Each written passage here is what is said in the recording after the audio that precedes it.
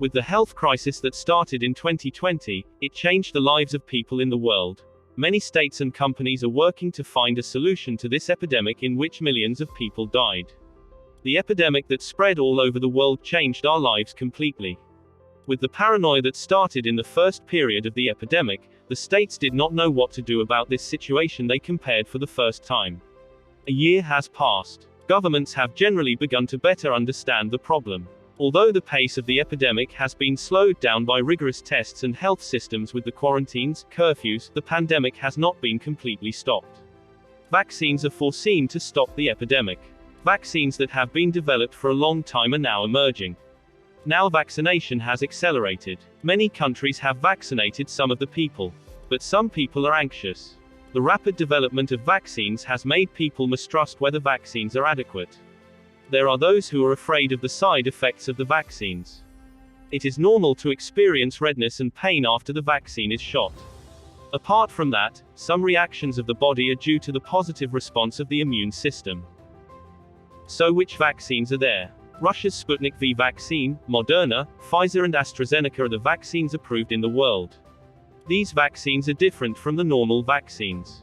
In traditional vaccines, viruses that cause infection are injected into the body by weakening or inactivating the body, so that the body becomes unable to harm itself. In the case of RNA-based vaccines, instead of the entire virus, a critical part of the RNA chain carrying genetic information is injected into the body. The difference with these vaccines is the cooling needed during distribution and storage. Because the RNA is variable, Moderna and Pfizer vaccines must be stored at lower temperatures. They can be stored in normal refrigerators for a short time.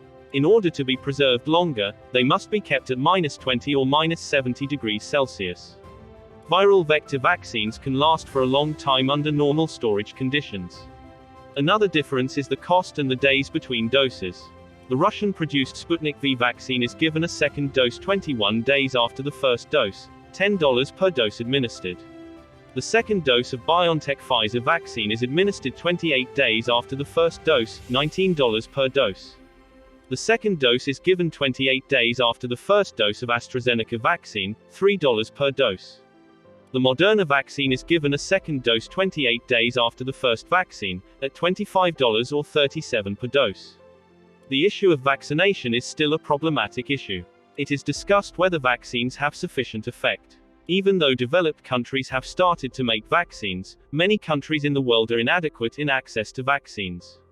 One of the other big problems is those who do not believe in the vaccine, people who believe that the virus does not exist. So what do you think?